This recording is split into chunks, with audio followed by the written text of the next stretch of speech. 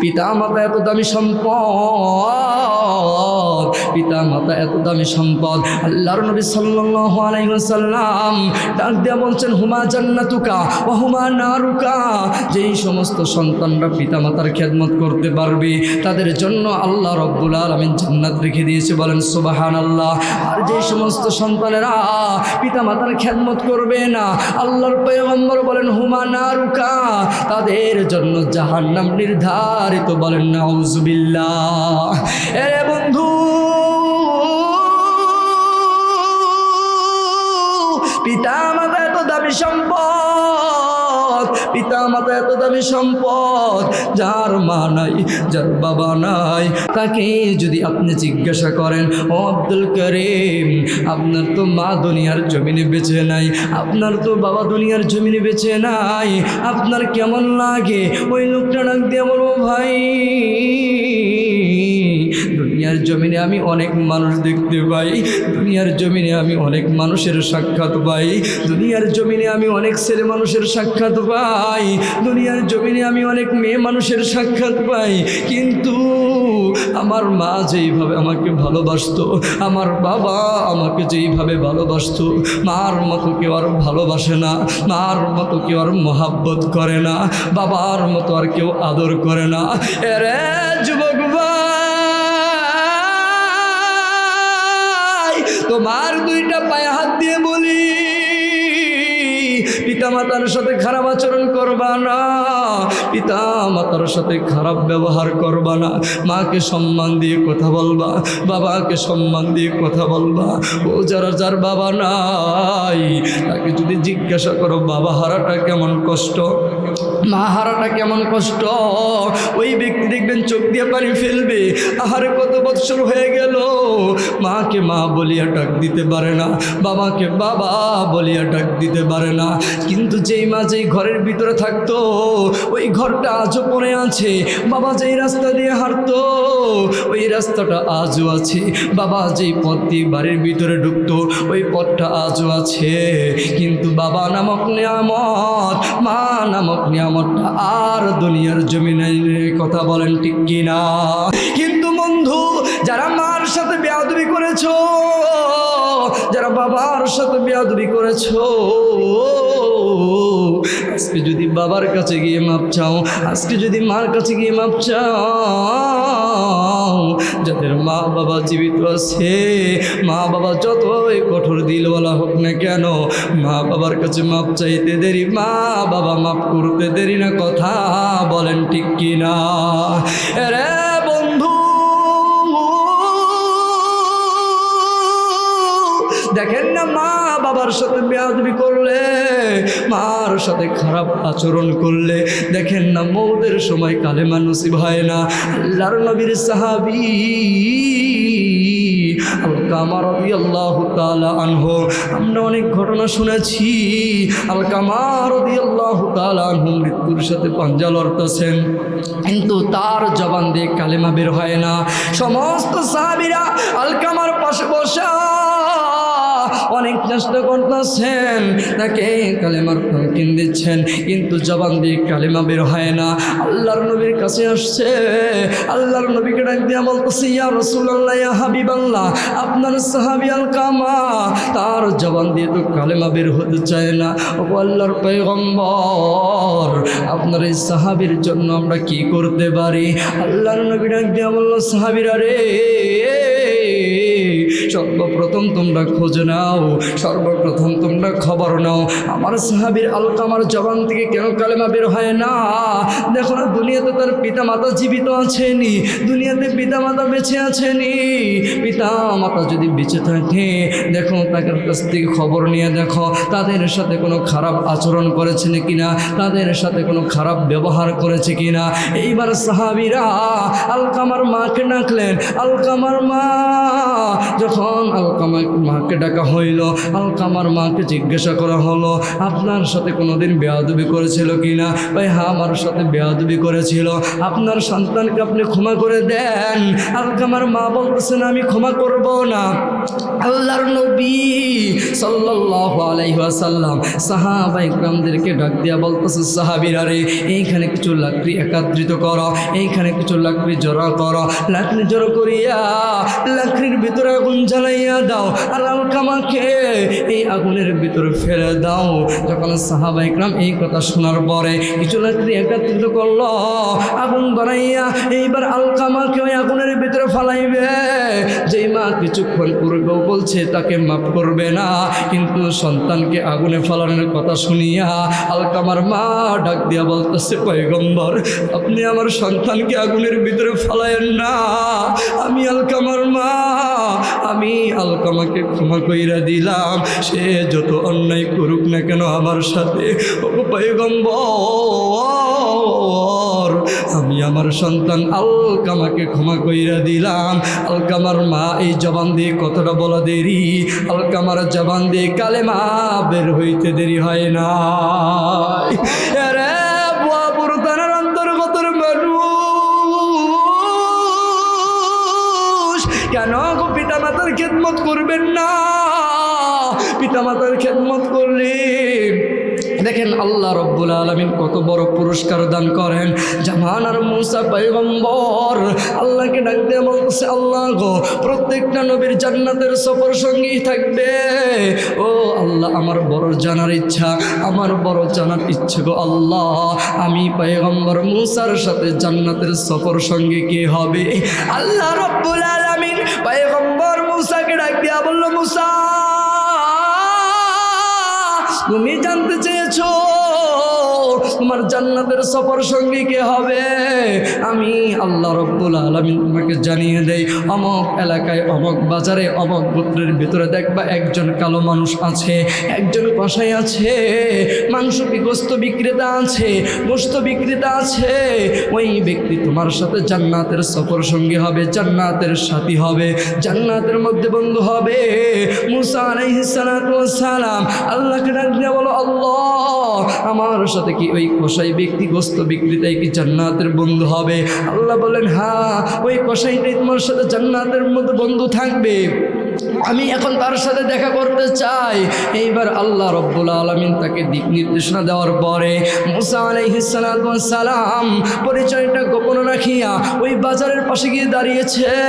ও বন্ধু, আমি অল্প সময়ের মধ্যে আমি আপনাদেরকে ফিনিশিং দেওয়ার জন্য চেষ্টা করব, কেউ এদিক সেদিক তাকাতাকি করবেন না, গভীর মনোযোগ দিয়ে শুনবেন। ও বন্ধু, দেখেন না আল্লাহর নবীর কথা অনুযায়ী পিতা মাতার সাথে সম্পর্ক করার কারণে, পিতা মাতার খেদমত করার কারণে আল্লাহ রব্বুল আলামিন কিভাবে জিরো থেকে হিরো বানাইয়া দিছে। পয়গম্বর মুসা আলাইহিস সালাতু ওয়াস সালাম ওই বাজারের কাছে গিয়া দূর থেকে লক্ষ্য করতেছে, পরিচয়টা গোপন রাখছে, পরিচয় গোপন রাখছে, কিন্তু গোশত বিক্রেতা গোশত বিক্রি করতেছে। যখন সন্ধ্যা হয়ে গেল, সন্ধ্যা হয়ে যাওয়ার পরে এইবার মুসা আলাইহিস সালাতু ওয়াস সালাম ডাক দিয়া বলতেছে, ও ভাই, আমি কি তোমার সাথে তোমার বাড়ির মেহমান হতে পারবো? আমি কি তোমার বাড়ির মেহমান হতে পারবো? তুমি যদি অনুমতি দাও আমি তোমার বাড়ির মেহমান হব। এইবার লোকটা ডাক দিয়ে বলল, আপনি আমার বাড়ির মেহমান হইতে চান? আপনি আমার বাড়ির মেহমান হইতে চান? আসেন, আমার বাড়ির মেহমান আপনি হয়ে যান। এইবার মুসা আলাইহিস সালাতু ওয়াস সালাম ওই গোশত বিক্রেতার সাথে রওনা করলেন। মুসা আলাইহিস সালাতু ওয়াস সালাম খেয়াল করতেছেন, যখন তার গোশত বিক্রিটা শেষ হয়ে গেল, গোশত বিক্রি শেষ হয়ে গেল, একটা টোপলার ভিতরে 1 কেজি কিংবা 2 কেজি গোশত নিয়া একটা পলির ভিতরে সুন্দর করে প্যাকেট বানাইয়া ওই লোকটা মুসা আলাইহিস সালাতু ওয়াস সালাম সাথে রওনা করেছে। গোশত বিক্রেতা বাড়িতে গিয়া তার নিজ হাতে সুন্দর করে পরিষ্কার করিয়া সুন্দর করে রান্না করেছে। যখন রান্না করা শেষ, রান্নার কাজ যখন সম্পূর্ণ হয়ে গিয়েছে, কিন্তু গোশত বিক্রেতা কষাই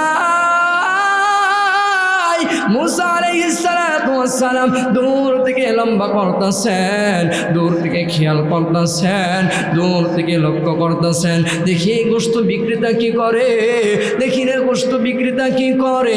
এরা বন্ধু কোনো দিকে নজর দিবেন না।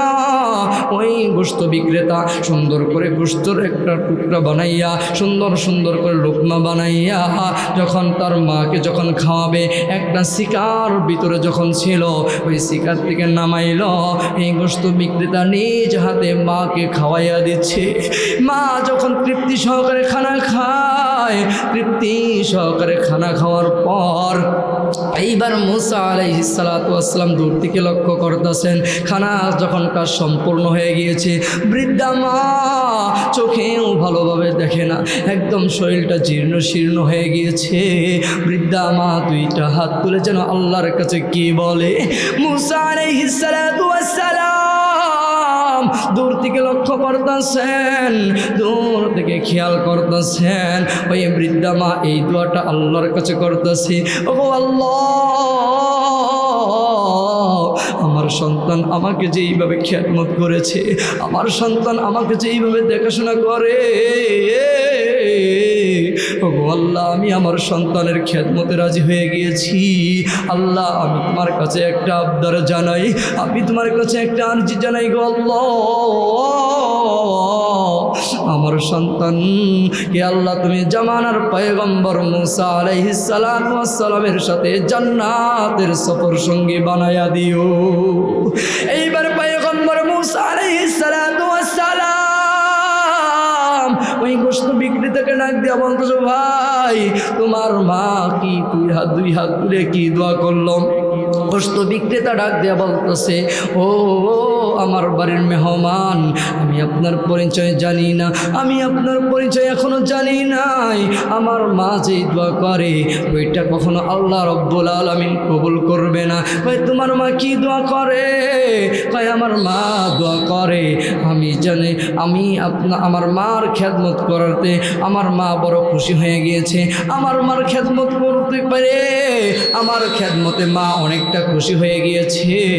আমার মা আল্লাহর কাছে দুহাত তুলে দোয়া করে, আল্লাহ আমার সন্তানকে আল্লাহ তুমি মুসা আলাইহিস সালাতু ওয়াস সালামের সাথে জান্নাতের সফর সঙ্গী বানায়া দিও। মুসা আলাইহিস সালাতু ওয়াস সালাম ডাক দিয়া বলল, ও যুবক, আমার আল্লাহ রব্বুল আলামিন তোমার মার দোয়া কবুল করে নিয়েছে। এইবার গোশত বিক্রেতা ডাক দিয়া বলতেছে, আমি বুঝতে পারলাম না। জামানার পয়গম্বর মুসা ডাক দিয়া বলতেছে, আমি কিছুদিন আগে আল্লাহকে ডাক দিয়া বলছি, আল্লাহ প্রত্যেকটা নবীর জান্নাতের ভিতরে বন্ধু থাকবে, প্রত্যেকটা নবীর বন্ধু থাকবে, আমি মুসার বন্ধু কে থাকবে? ও ভাই, আমার জান্নাতের সফর সঙ্গী কে হবে? আমার আল্লাহ জানিয়ে দিয়েছে, অমক বাজারে অমক গোত্রে অমক কষায় তোমার জান্নাতের সফর সঙ্গী হবে। আল্লাহু আকবার। এইবার পয়গম্বর মুসা আলাইহিস সালাতু ওয়াস সালাম ডাক দিয়ে বলল, ও ভাই, তোমার মার দোয়া আল্লাহ রব্বুল আলামিন কবুল করেছে। আমি হচ্ছে জামানার মুসা কালিমুল্লাহ, আল্লাহ রব্বুল আলামিন আমি মুসা নবীর সাথে তোমার জান্নাতের বন্ধু বানাইয়া দিবে। আল্লাহু আকবার। আল্লাহ রব্বুল আলামিন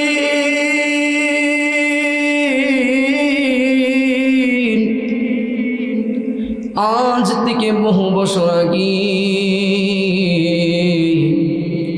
এই দুনিয়ার জমিনে মানুষগুলো পাঠানোর পরে এই মানুষগুলি লাত মানাত সরজতি আফরজতি, কেউ বা আবার কালী, কেউ বা আবার দুর্গা, কেউ বা আবার রঙ্গ, কেউ বা আবার সঙ্গ, কেউ বা আবার রঙ্গি, কেউ বা আবার তঙ্গি, কেউ বা আবার গাছের পূজা, কেউ বা আবার মানুষের পূজা, কেউ বা আবার আগুনের পূজা, কেউ বা আবার সূর্যের পূজা।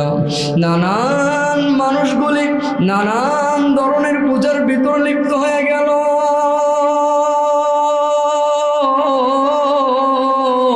ঠিক তদানন্তন সময় আমার আল্লাহ রব্বুল আলামিন খারাপ মানুষ মানুষগুলোকে ভালো বানানোর জন্যে, অসভ্য মানুষগুলোকে সভ্য বানানোর জন্যে, অভদ্র মানুষগুলোকে ভদ্র বানানোর জন্যে, বেঈমান মানুষগুলোকে ইমানদার বানানোর জন্যে, আল্লাহ বলা মানুষগুলোকে আল্লাহ প্রেমিক বানানোর জন্যে, রসুল বলা মানুষগুলোকে রসুল প্রেমিক বানানোর জন্যে, দিন বলা মানুষগুলোকে দিন প্রেমিক বানানোর জন্যে আমার আল্লাহ রব্বুল আলামিন তার কুদরতি পার্লামেন্টের সিদ্ধান্ত অনুযায়ী দুইটা রহমত, দুইটা বরকত আমাদেরকে আল্লাহ রব্বুল আলামিন দান করলেন। জোরে জোরে বলেন না মুসলমান সুবহানাল্লাহ। এরে বন্ধু,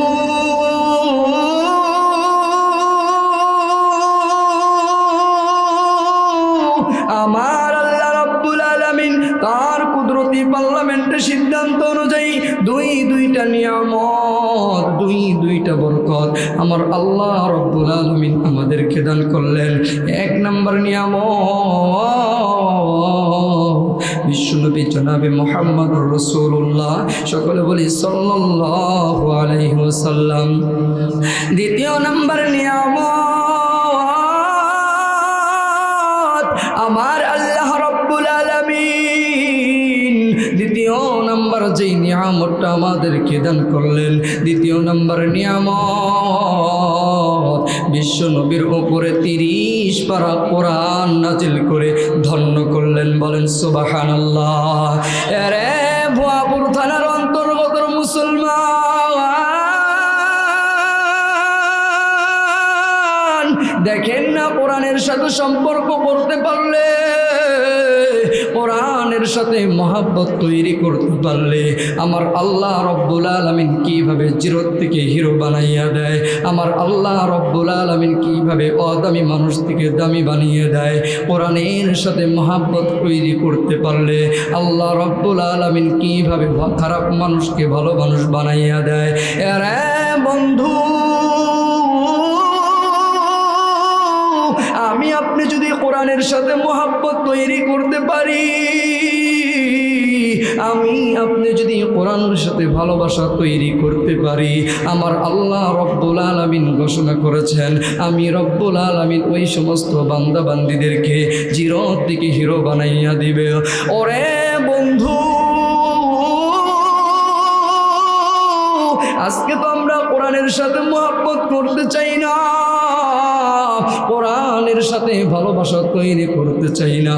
আজকে আমার আপনার টাকা হয়ে গেলে কোরআনের ধারে কাছে আসতে চাই না। আমি এমন একটা তথ্য আপনাদেরকে দেব, দেখেন না মুসলমান বন্ধু, আল্লাহর পয়গম্বর আরবি সাল্লাল্লাহু আলাইহি ওয়াসাল্লামের উপরে যখন কোরআনুল কারীম নাজিল হইল, আল্লাহর নবী সাল্লাল্লাহু আলাইহি ওয়াসাল্লাম প্রকাশ্যে মক্কার ভিতরে কোরআনের দাওয়াত দিতে পারতো না। প্রকাশ্যে আল্লাহর নবী সাল্লাল্লাহু আলাইহি ওয়াসাল্লাম কোরআনের কোনো কথা বলতে পারতো না, কারণ কাফের মুশরিক বেঈমানেরা তাদের উপরে নির্যাতন করত। ওই সময়ের মধ্যে যেই কাফেররা কোরআনের বিরোধিতা করত, কিন্তু রাত্রি যখন হয়ে যাইত, ওই মক্কার কাফের মুশরিকেরা, কাফের বড় বড় লিডাররা দারুল আরকামের পাশে দাঁড়াইয়া আল্লাহর নবীর কোরআনুল কারীমের তেলাওয়াত শুনতেন। এরে কুঠি বাইরের এলাকার মুসলমান,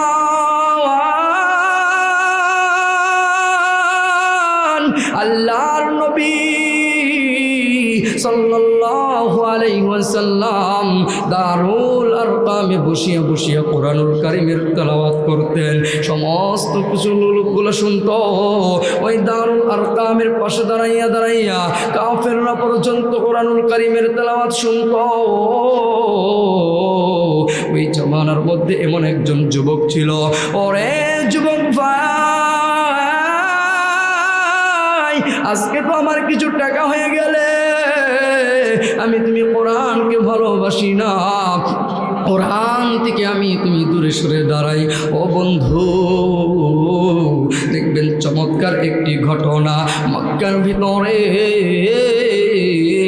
যার কোনো টাকা পয়সার কোনো অভাব ছিল না, যার কোনো সম্পদের অভাব ছিল না, এমন একজন ব্যক্তির সন্তান, নাম তার মুসআব বিন উমাইর রাদিয়াল্লাহু তাআলা আনহু। আল্লাহর নবী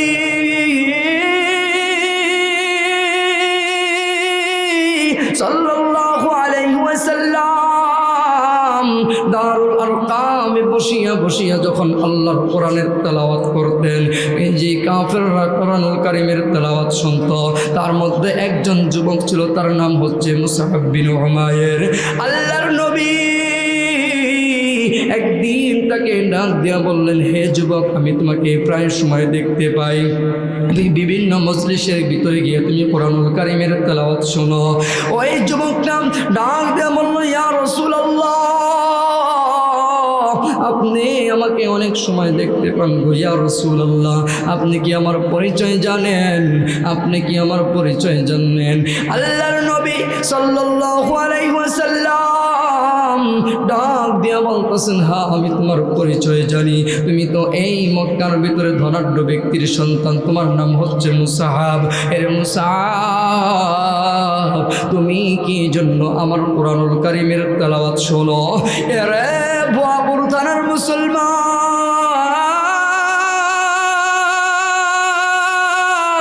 আমি আপনাদেরকে বুঝাইতে চাই, দেখেন না, কোরআনের সাথে মহাব্বত তৈরি করতে পারলে, কোরআনকে ভালোবাসার কারণে আল্লাহ রব্বুল আলামিন কিভাবে জিরো থেকে হিরো বানাইয়া দেয়। আল্লাহর নবী ওই মুসআবকে ডাক দিয়া বলল, মুসআব, তুমি কি জন্য তুমি আমার দরবারে কোরআনুল কারীমের তেলাওয়াত শোনার জন্য আসো? যুবক মানুষ ডাক দিয়া বলল, ইয়া রাসূলুল্লাহ, ইয়া হাবিবাল্লাহ, আমি হচ্ছে মক্কার ধনাঢ্য ফ্যামিলির সন্তান। আল্লাহর নবী ডাক দিয়া বলল, তোমার পোশাক দেখলেই তো বোঝা যায় তুমি ধনাঢ্য ফ্যামিলির সন্তান, কারণ তোমার পোশাক এমন দামি দামি পোশাক তুমি পরিধান করো। সাধারণ কোনো ফ্যামিলির মানুষ, এই সমস্ত সাধারণ কোনো ফ্যামিলির মানুষ পোশাক পরিধান করতে পারে না। এইবার মুসআব বিন উমাইর আল্লাহর নবীকে ডাক দিয়া বলল, ইয়া রাসূলুল্লাহ, ইয়া হাবিবাল্লাহ,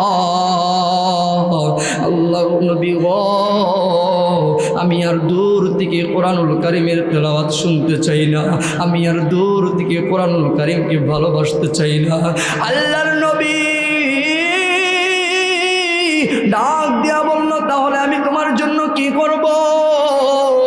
এইবার মুসআব বিন উমাইর আল্লাহর নবীকে ডাক দিয়া বলতেছে, ইয়া রাসূলুল্লাহ, ইয়া হাবিবাল্লাহ, আপনি আমার কাছে টাইনা নেন, আমি আপনার হাতে হাত রেখে মুসলমান হতে চাই।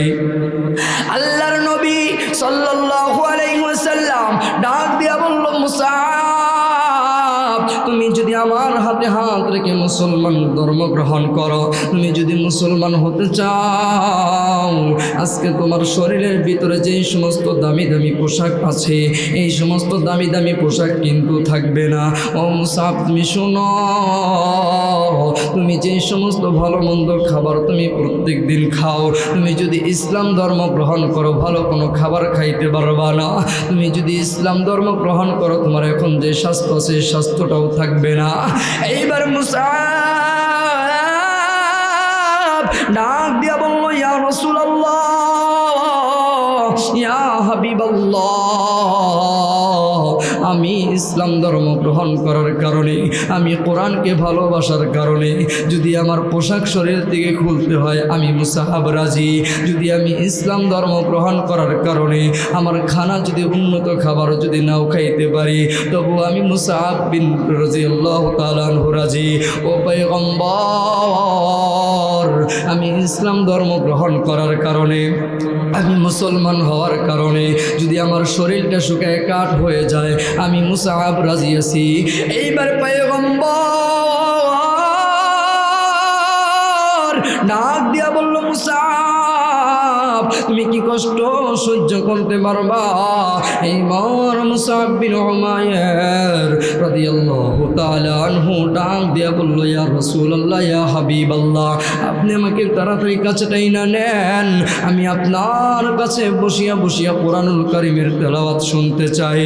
আরে বন্ধু, কেন গো আপনারা কোরআনকে ভালোবাসবেন না? দেখেন না কোরআনকে ভালোবাসার কারণে আল্লাহ রাব্বুল আলামিন কিভাবে জিরো থেকে হিরো বানাইয়া দেয়। আল্লাহর নবী ডাক দিয়া বলল, আচ্ছা তাহলে তুমি আমার হাতের উপরে হাত রাখো। এইবার মুসআব বিন উমাইর আল্লাহর নবী সাল্লাল্লাহু আলাইহি ওয়াসাল্লামের হাতের উপরে হাত রাখা মুসলমান হয়ে গেলেন। চিৎকার দিয়ে বলেন আল্লাহু আকবার। আরে বন্ধু, মুসআব বিন উমাইর আল্লাহর নবীকে ডাক দিয়া বলতেছে, ইয়া রাসূলুল্লাহ, আপনি আমাকে অনুমতি নিয়ে দেন। আমি তো এখন জাহান্নামের ধর্মে ছিলাম, আমি তো এতদিন পর্যন্ত অসত্য ধর্মের ভিতরে ছিলাম, আমি তো বিভিন্ন দেব দেবতার পূজা করতাম গো পয়গম্বর, আপনি আমাকে এখন অনুমতি দিয়ে দেন। আমি যে সত্য ধর্ম গ্রহণ করেছি, আমি যে কোরআনকে ভালোবেসে ফেলেছি, আপনি আমাকে অনুমতি দেন। আমি আমার পিতামাতাকে জানাইতে চাই, আমি আমার পিতামাতাকে বলতে চাই। আল্লাহর নবী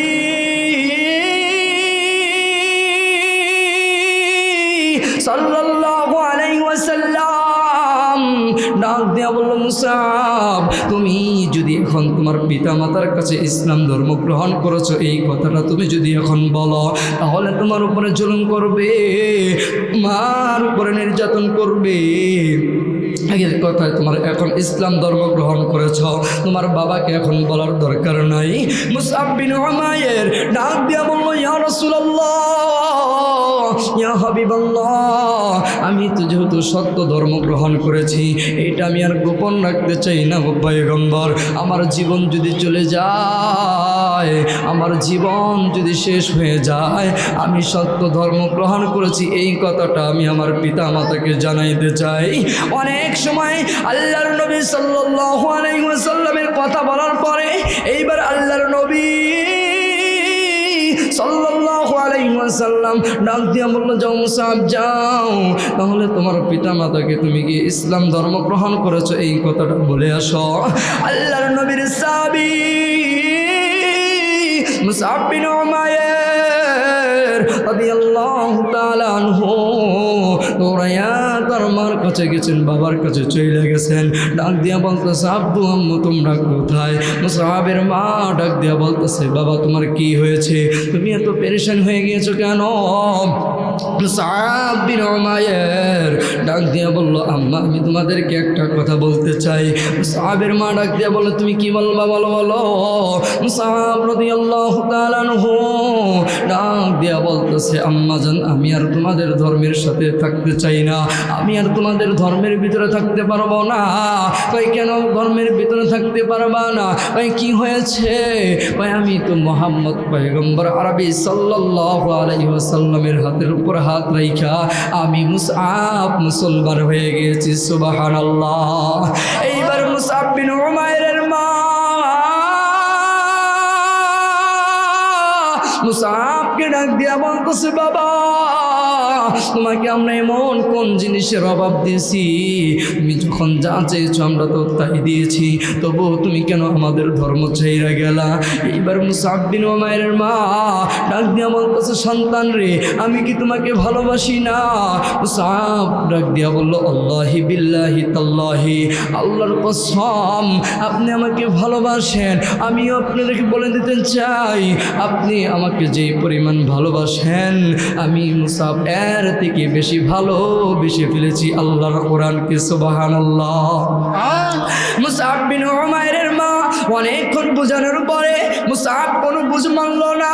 এইবার মুসআব বিন উমাইরের বাবা মুসাবের মাকে ডাক দিয়া বলতেছে বিবি রে তুমি তো অনেকক্ষণ বুঝাইলা, মুসাব বুঝ মানল না।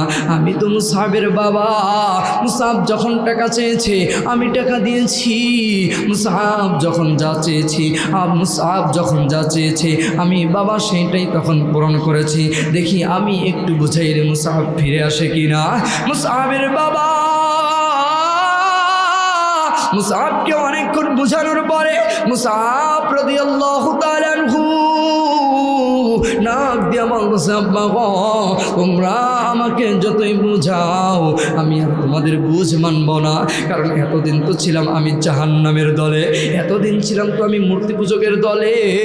আমি আল্লাহর কোরআনকে ভালোবেসেছি, আমি আল্লাহর পয়গম্বরকে ভালোবেসেছি, আমি আর তোমাদের কাছে থাকতে পারবো না, তোমরা আমাকে বিদায় দিয়ে দাও। আমি পয়গম্বর আরবি সাল্লাল্লাহু আলাইহি ওয়াসাল্লামের কাছে চলে যাব। অনেকক্ষণ বুঝানোর পরে পাড়াপড়শিরা মুসাবকে বুঝায়, মুসাব বুঝ মানে না। মুসাব রাদিয়াল্লাহু তাআলা আনহুর বাবা এবার তার মাকে ডাক দিয়া বলতেছে বিবি রে মুসাব আমাদের কথা শুনবে না, তাহলে কিভাবে মুসাবকে শোনাইতে হয় আমি বুঝাইয়া দেই। মুসাবের বাবা এইবার মুসাব বিন রাদিয়াল্লাহু তাআলা আনহুর বাবা ডাক দিয়া বলতেছে বিবি রে মুসাবকে একটা ঘরের ভিতরে আটকায় রাখো, মুসাবকে কষ্ট দাও, মুসাবের উপরে জুলুম করা হোক, মুসাবের উপরে নির্যাতন করা হোক। যদি নির্যাতন করা হয় তাহলে মুসাব আবার আমাদের ধর্মের কাছে ফিরে আসতে পারে। এইবার মুসাবের বাবার কথা অনুযায়ী মুসাবকে একটা ঘরের ভিতরে আটকানো হলো। এদিকে মুসলমান হয়েছে নতুন, আল্লাহর নবী সাল্লাল্লাহু আলাইহি ওয়াসাল্লামের কাছ থেকে যে চলে আসছে, বাড়িতে আসার পরে আবার দ্বিতীয়বার আল্লাহর নবী সাল্লাল্লাহু আলাইহি ওয়াসাল্লামের কাছে যাইতে পারে নাই। আল্লাহর নবীর সাহাবী মুসাবকে মুসাবের বাবা একটা ঘরের ভিতরে আটকাইলো। আটকানোর পরে প্রায় 1 বছর পার হয়ে গেল।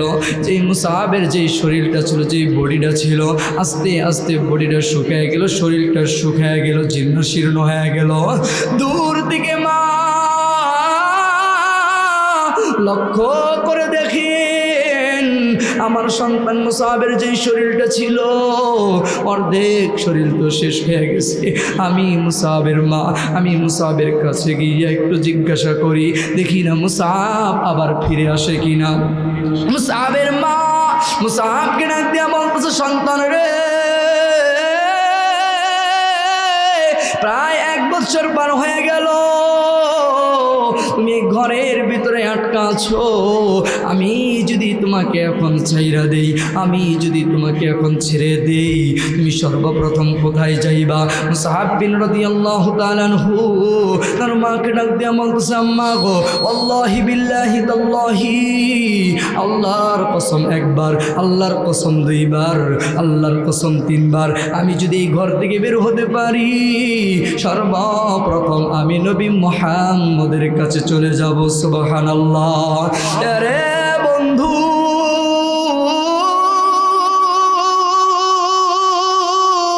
এইবার মুসাবের মা চিন্তা করলো যেহেতু আমার সন্তান, আমি হচ্ছি মা, আমার সন্তান 1 বছর পর্যন্ত এই ঘরের ভিতরে আমি আটকায় রেখেছি, তার বাবা আটকে রেখেছে। 1 বছর কষ্ট দেওয়ার পরেও যেই সন্তানকে বলেছে সন্তান তোমাকে এখন ছেড়ে দেওয়ার পরে তুমি কোথায় যাইবা, সন্তান তার মুখ দিয়া বলতেছে আম্মা গো আমি দুনিয়ার কোথাও যাব না, কিন্তু আমার নবী জনাবে মুহাম্মাদুর রাসূলুল্লাহ সাল্লাল্লাহু আলাইহি ওয়াসাল্লামের দরবারে যাব। এইবার মুসাব বিন রাদিয়াল্লাহু তাআলা আনহুর আম্মা মুসাবকে ঘর থেকে ছেড়ে দিলেন। মুসাব ঘর থেকে বের হইতে দেরি, দৌড় দিয়ে এইবার আল্লাহর নবী সাল্লাল্লাহু আলাইহি ওয়াসাল্লামের সামনে হাজির। আল্লাহর নবী সাল্লাল্লাহু আলাইহি ওয়াসাল্লাম ডাক দিয়ে বলতেছে মুসাব রে দীর্ঘ 1 বছর তুমি কোথায় ছিলা? মুসাব ডাক দিয়ে বলতেছে পয়গম্বর আমি তো ইসলাম ধর্ম গ্রহণ করার কারণে আমি যখন বাড়িতে বলছি গো পয়গম্বর পর আমাকে একটা ঘরের ভিতরে আটকে রেখেছিল। ও পয়গম্বর, আমাকে অনেক জুলুম করেছে, আমার উপর অনেক নির্যাতন করেছে। পয়গম্বর ডাক দিয়া বলল, মুসাব, আমি তো তোমাকে আগেই বলেছিলাম তুমি যদি ইসলাম ধর্ম গ্রহণ করো, তুমি যদি মুসলমান হও, তুমি যদি কোরআনকে ভালোবাসো, কাফেররা তোমার উপরে জুলুম করবে, কাফেররা তোমার উপরে নির্যাতন করবে।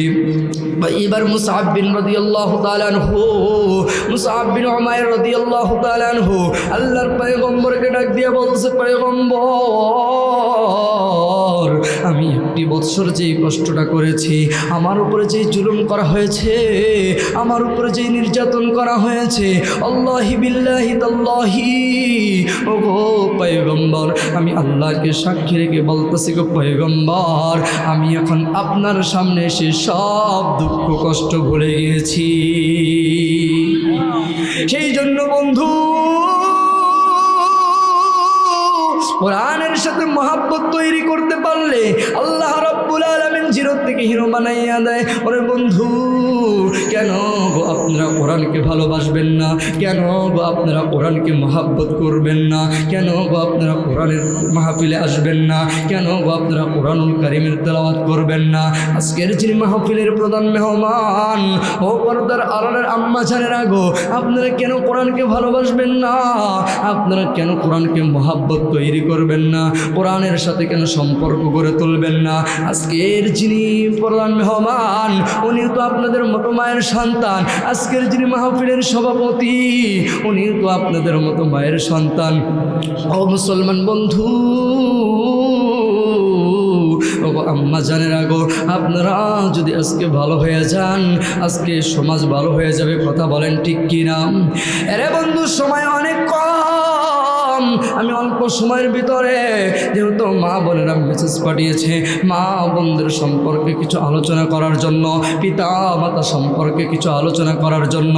পিতা মাতা এত দামি সম্পদ, পিতা মাতা এত দামি সম্পদ। আল্লাহর নবী সাল্লাল্লাহু আলাইহি ওয়াসাল্লাম ডাক দিয়া বলছেন, হুমা জান্নাতুকা ওয়া হুমা নারুকা। যেই সমস্ত সন্তানরা পিতা মাতার খেদমত করতে পারবে, তাদের জন্য আল্লাহ রাব্বুল আলামিন জান্নাত রেখে দিয়েছে। বলেন সুবহানাল্লাহ। আর যেই সমস্ত সন্তানেরা পিতা মাতার খেদমত করবে না, আল্লাহর পয়গম্বর বলেন হুমা নারুকা, তাদের জন্য জাহান্নাম নির্ধারিত। বলেন নাউযুবিল্লাহ। এরে বন্ধু, পিতা মাতা এত দামি সম্পদ, পিতা মাতা এত দামি সম্পদ, যার মা নাই, যার বাবা নাই।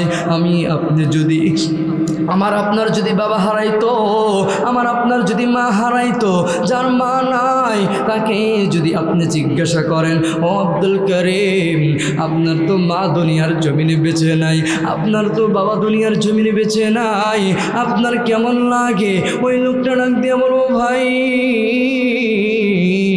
দুনিয়ার জমিনে আমি অনেক মানুষ দেখতে পাই, দুনিয়ার জমিনে আমি অনেক মানুষের সাক্ষাৎ পাই, দুনিয়ার জমিনে আমি অনেক ছেলে মানুষের সাক্ষাৎ পাই, দুনিয়ার জমিনে আমি অনেক মেয়ে মানুষের সাক্ষাৎ পাই, কিন্তু আমার মা যেইভাবে আমাকে ভালোবাসতো, আমার বাবা আমাকে যেইভাবে ভালোবাসতো, মার মতো কেউ আর ভালোবাসে না, মার মতো কেউ আর মহাব্বত করে না, বাবার মতো আর কেউ আদর করে না।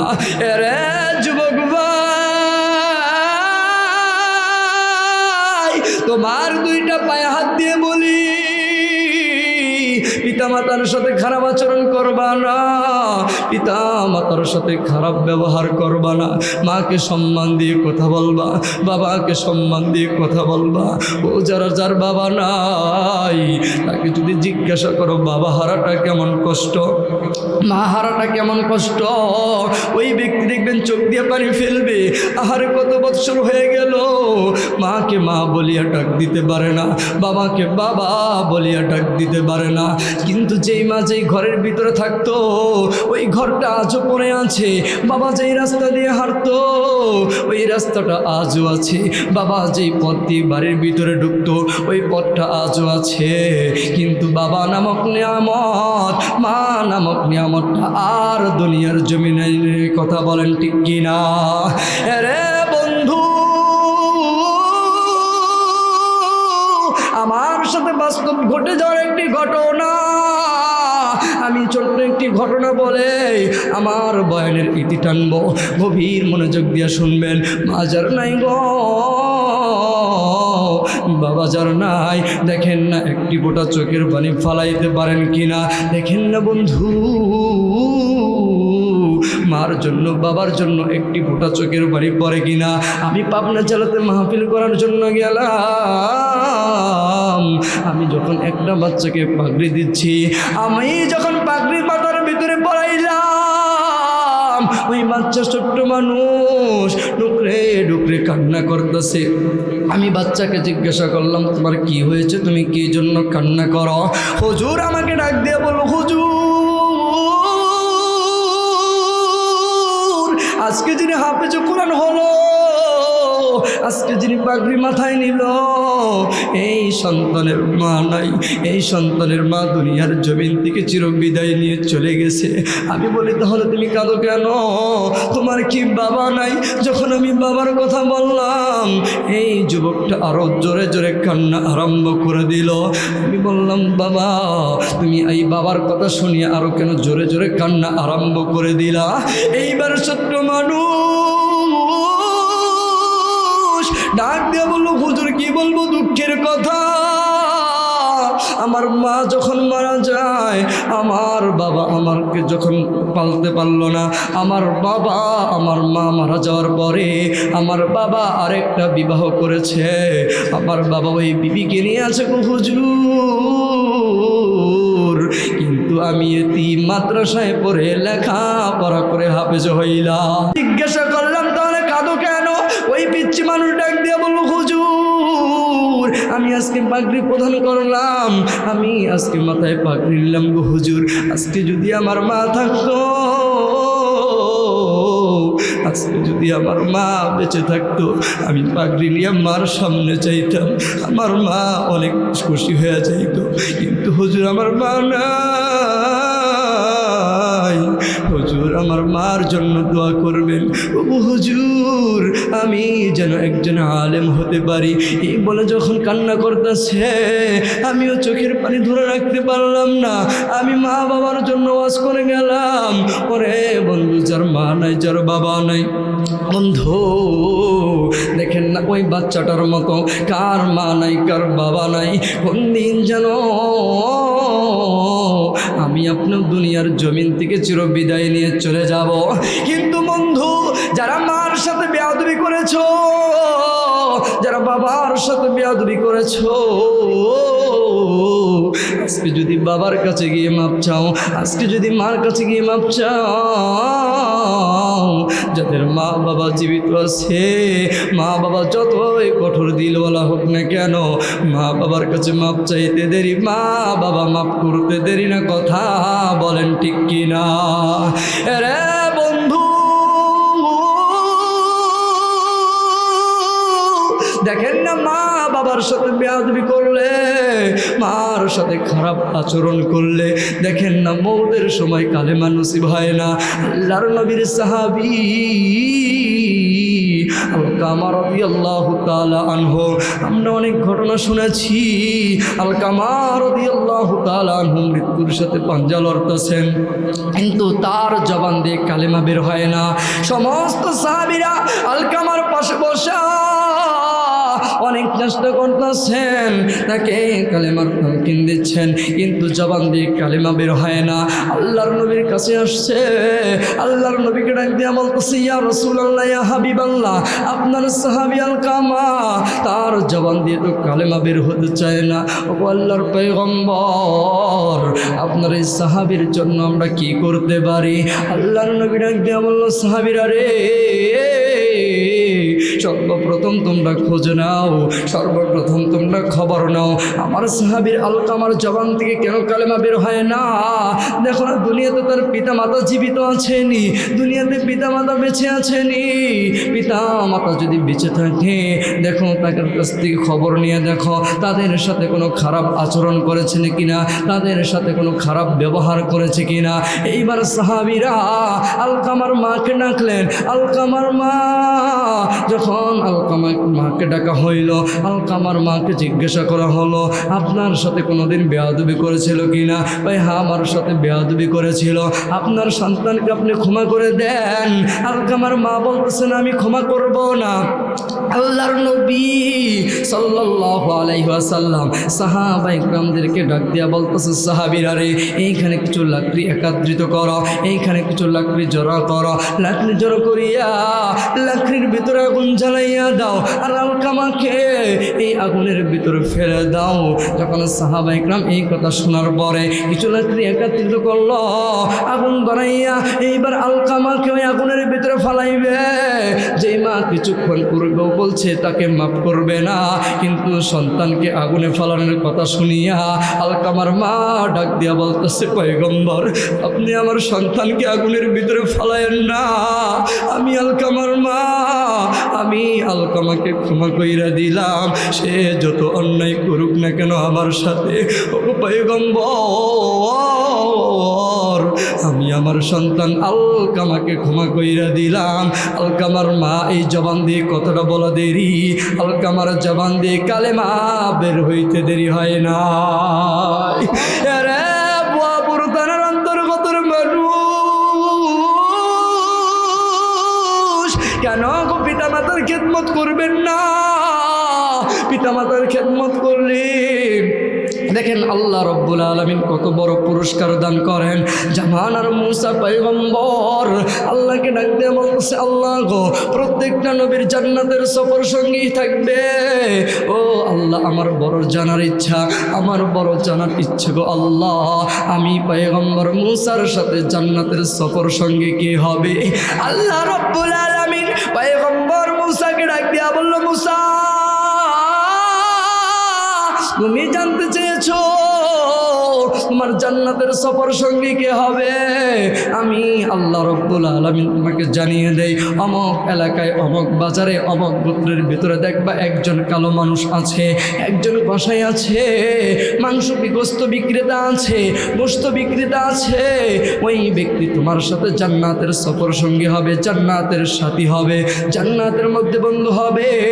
মুসা আলাইহিস সালাতু ওয়াস সালাম আল্লাহকে ডাক দিয়ে বলো, আল্লাহ আমার সাথে কি ওই কসাই ব্যক্তি গোস্ত বিক্রেতাই কি জান্নাতের বন্ধু হবে? আল্লাহ বলেন, হ্যাঁ, ওই কসাইটাই তোমার সাথে জান্নাতের মধ্যে বন্ধু থাকবে। আমি এখন তার সাথে দেখা করতে চাই। এইবার আল্লাহ রব্বুল আলামিন তাকে দিক নির্দেশনা দেওয়ার পরে মুসা আলাইহিস সালাতু ওয়াস সালাম পরিচয়টা গোপন রাখিয়া ওই বাজারের পাশে গিয়ে দাঁড়িয়েছে। ও বন্ধু, আমি অল্প সময়ের মধ্যে আমি আপনাদেরকে ফিনিশিং দেওয়ার জন্য চেষ্টা করব, কেউ এদিক সেদিক তাকাতাকি করবেন না, গভীর মনোযোগ দিয়ে শুনবেন। ও বন্ধু, দেখেন না আল্লাহর নবীর কথা অনুযায়ী পিতা মাতার সাথে সম্পর্ক করার কারণে, পিতা মাতার খেদমত করার কারণে আল্লাহ রব্বুল আলামিন কিভাবে জিরো থেকে হিরো বানাইয়া দিছে। পয়গম্বর মুসা আলাইহিস সালাতু ওয়াস সালাম ওই বাজারের কাছে গিয়া দূর থেকে লক্ষ্য করতেছে, পরিচয়টা গোপন রাখছে, পরিচয় গোপন রাখছে, কিন্তু গোশত বিক্রেতা গোশত বিক্রি করতেছে। যখন সন্ধ্যা হয়ে গেল, সন্ধ্যা হয়ে যাওয়ার পরে এইবার মুসা আলাইহিস সালাতু ওয়াস সালাম ডাক দিয়া বলতেছে, ও ভাই, আমি কি তোমার সাথে তোমার বাড়ির মেহমান হতে পারবো? আমি কি তোমার বাড়ির মেহমান হতে পারবো? তুমি যদি অনুমতি দাও আমি তোমার বাড়ির মেহমান হব। এইবার লোকটা ডাক দিয়ে বলল, আপনি আমার বাড়ির মেহমান হইতে চান? আপনি আমার বাড়ির মেহমান হইতে চান? আসেন, আমার বাড়ির মেহমান আপনি হয়ে যান। এইবার মুসা আলাইহিস সালাতু ওয়াস সালাম ওই গোশত বিক্রেতার সাথে রওনা করলেন। মুসা আলাইহিস সালাতু ওয়াস সালাম খেয়াল করতেছেন, যখন তার গোশত বিক্রিটা শেষ হয়ে গেল, গোশত বিক্রি শেষ হয়ে গেল, একটা টপলার ভিতরে 1 কেজি কিংবা 2 কেজি গোশত নিয়া একটা পলির ভিতরে সুন্দর করে প্যাকেট বানাইয়া ওই লোকটা মুসা আলাইহিস সালাতু ওয়াস সালাম সাথে রওনা করেছে। গোশত বিক্রেতা বাড়িতে গিয়া তার নিজ হাতে সুন্দর করে পরিষ্কার করিয়া সুন্দর করে রান্না করেছে।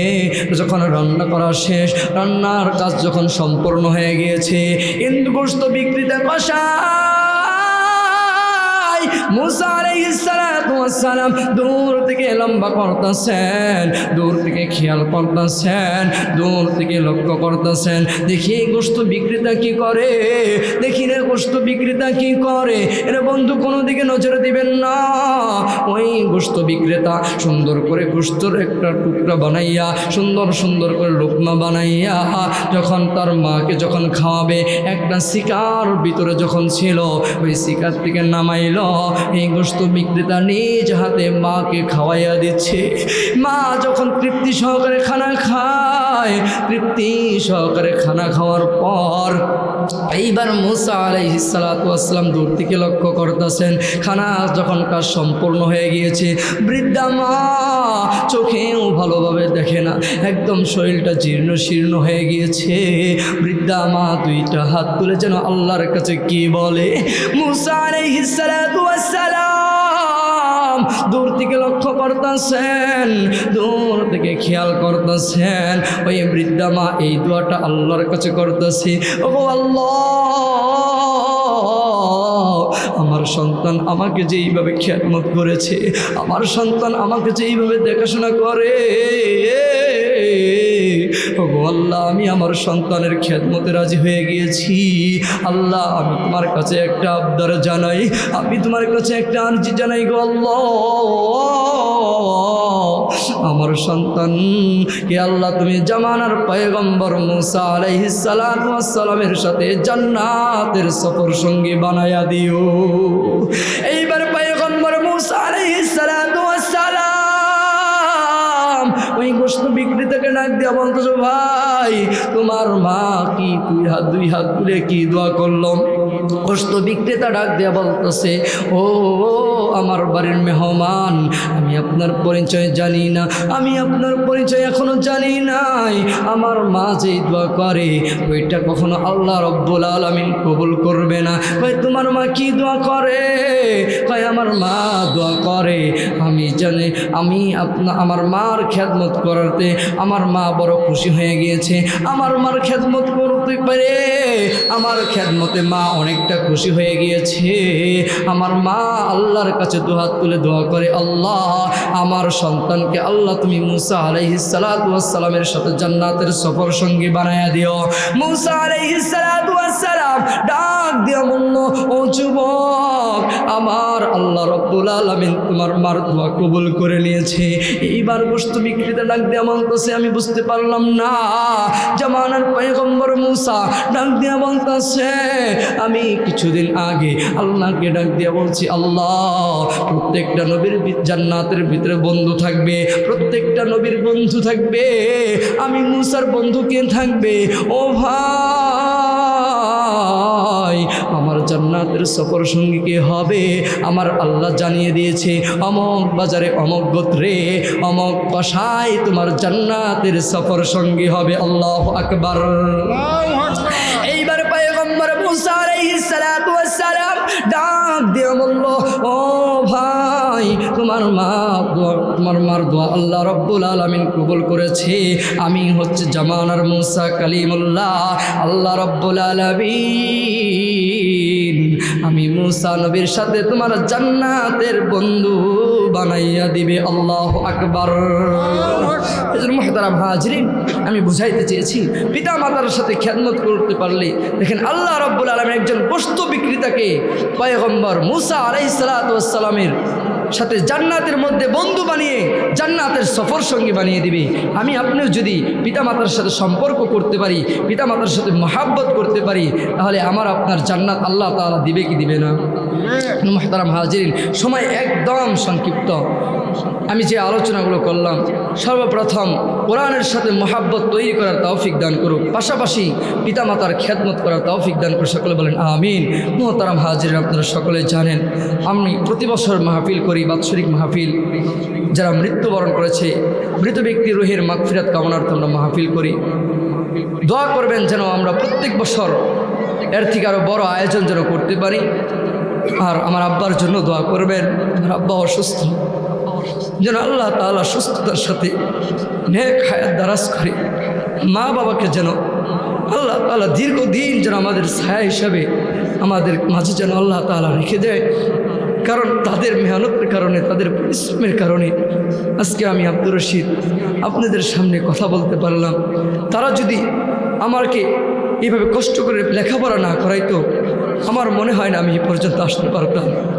আমার পিতা মাতার আগে যিনি আমার ওস্তাদ এখন স্টেজে আসছেন, ওনার মেহনতের কারণে আমরা অনেক মানুষ ভর্তি হয়েছিলাম, সবাই লেখাপড়া শেষ করতে পারে নাই। কিন্তু হুজুর আমাকে অত্যন্ত মহাব্বত করে মার দিয়ে অনেক সাজা দিয়ে আমাকে এই পর্যন্ত আনছেন। আমার জন্য দোয়া করবেন, হুজুরের জন্য দোয়া করবেন যেন আল্লাহ তাআলা উভয়কে ইলমের ভিতরে, হায়াতের ভিতরে বারাকা দান করে। সকলে বলেন আমিন। আখির দাওয়ানা আলহামদুলিল্লাহি রাব্বিল আলামিন। আমি আপনাদের মাঝে বেশি সময় দিতে পারবো না, যেহেতু আমার আরেকটি মাহফিল আছে। যেহেতু আজকে আমার নিজের বাড়ির মাহফিল থাকা সত্ত্বেও এমনভাবে ধরেছে আমার ওই প্রোগ্রামটা করতেই হবে। আমি এখন ওই মাহফিলে চলে যাব। আমার জন্য দোয়া করবেন।